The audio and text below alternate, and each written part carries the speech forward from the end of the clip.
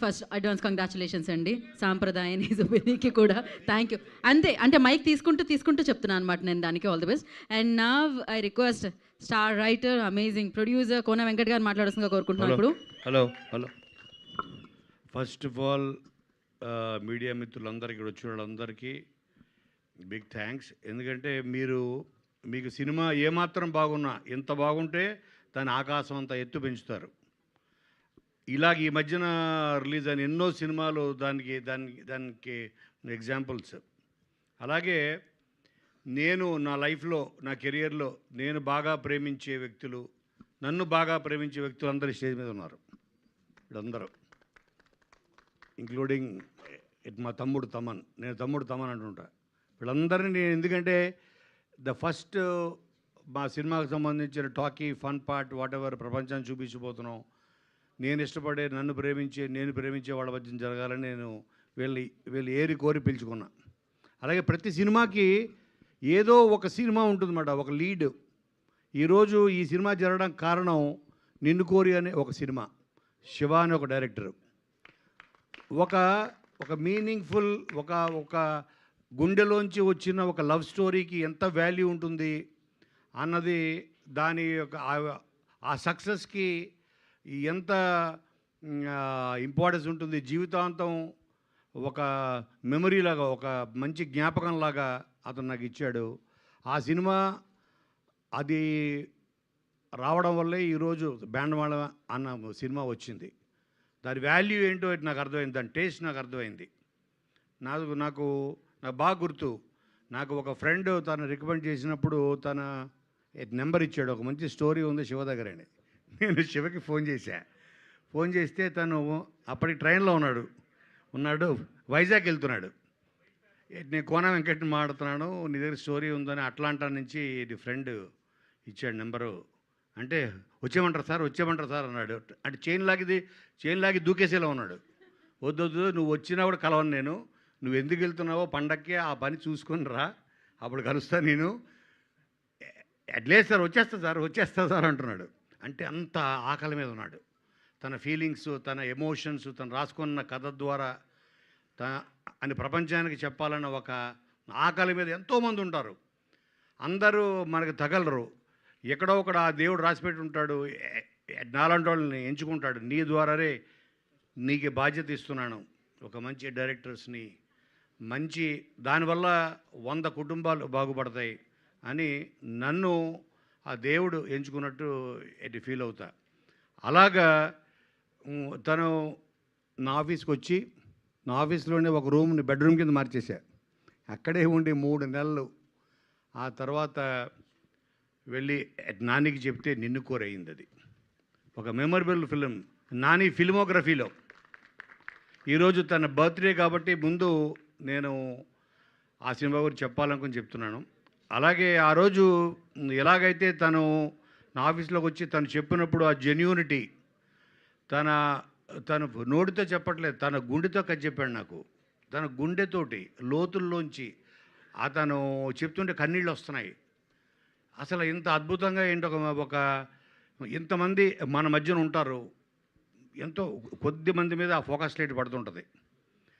ఆ focus light ఆగినప్పుడు మనకి వాడి వాల్యూ తెలుస్తుంటుంది, లేకపోతే తిరుగుతూ ఉంటుంది. అది అలాగే కొన్ని సంవత్సరాల తర్వాత మళ్ళీ నా దగ్గరికి వచ్చాడు శివ.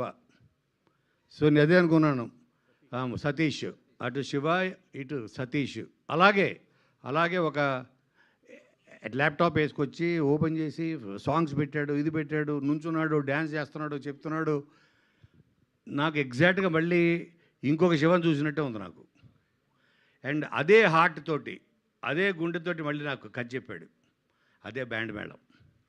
అది చూసిన తర్వాత నేను ఒకటే అనుకున్నాను, ఎందుకంటే ఇది ఒక 10th క్లాస్ నుంచి ఒక డిగ్రీ ఫైనల్ ఇయర్ వరకు, ఒక ఇంజనీరింగ్ ఫైనల్ ఇయర్ వరకు జరిగే ఒక ఇద్దరు బావమర్దల ట్రావెలే ఈ లవ్ స్టోరీ. అన్ని లవ్ స్టోరీలు ప్రాబ్లమ్స్ ఉంటాయి, కాన్ఫ్లిక్ట్స్ ఉంటాయి. వీళ్ళ లవ్ స్టోరీలో ఉన్న కాన్ఫ్లిక్ట్ చాలా కొత్తది. అది మీకు సినిమా చూస్తేనే తెలుస్తుంది. లాస్ట్ 20-30 మినిట్స్ మిమ్మల్ని కట్టిపడేస్తుంది. ఇంత చిన్న పిల్లలు. నేను అనుకున్నాను ఈ కథ ప్రపంచంలో ప్రతి తెలుగువాడు చూడాలి అంటే అందరికీ తెలిసిన వాడి ద్వారా చెప్పాలి కదా. అందుకని నేను వీళ్ళిద్దరిని చూస్ చేసుకోవడం జరిగింది, Roshan and శ్రీదేవిని.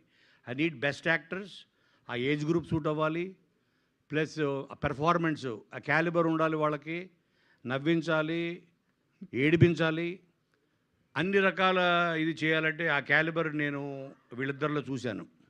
And thanks to Nani again, వీళ్ళిద్దరిని పరిచయం చేయడం వల్ల, వీళ్ళు ప్రపంచానికి పరిచయం అవ్వడం వల్ల నేను చాలా కాన్ఫిడెంట్గా, నేను ఎన్నో దాంట్లో చెప్పాను.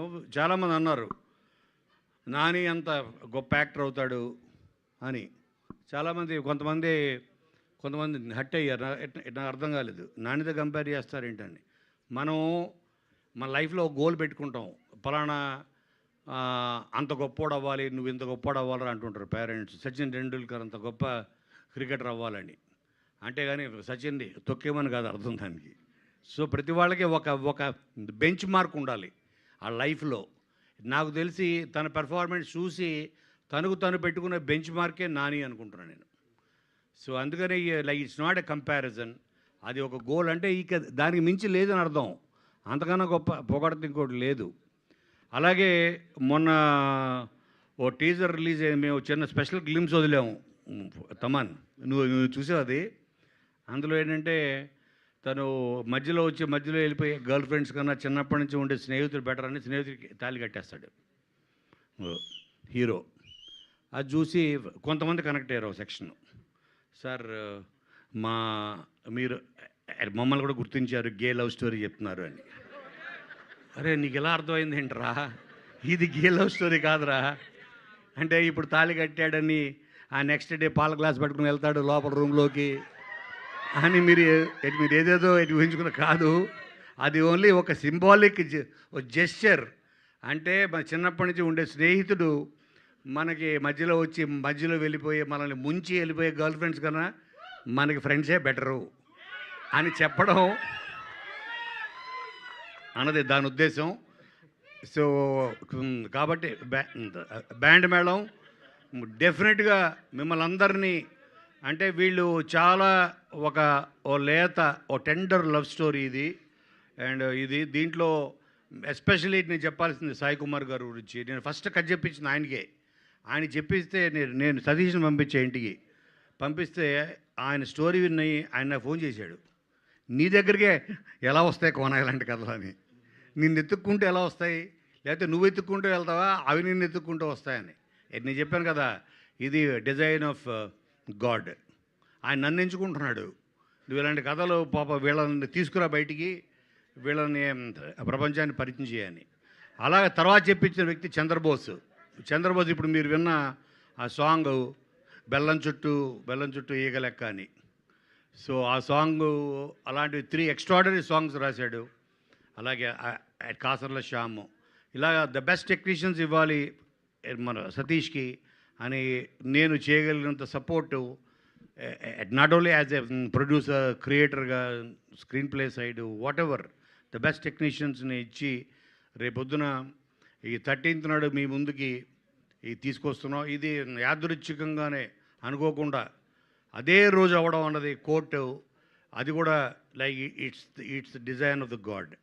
కాబట్టి మళ్ళీ అదే సక్సెస్ మీరు మళ్ళీ నా కోసం కాదు, మళ్ళీ ఈ యంగ్ టాలెంట్ కోసం, మళ్ళీ సతీష్ కోసం, అటువంటి ఎంతోమంది యంగ్ టాలెంట్ని మళ్ళీ మీకు పరిచయం చేసి మంచి కథల్ని మీకు పరిచయం చేసే నాకు ఆ శక్తిని, ఆ సక్సెస్ ఇస్తుంది అని నేను మనస్ఫూర్తిగా కోరుకుంటూ, మీరందరూ 100% దీని గురించి నెక్స్ట్ 10 years మాట్లాడుకుంటారు బ్యాండ్ మేళం గురించి అనే నమ్మకంతో మీరందరికీ మరొకసారి థ్యాంక్ యూ సో మచ్.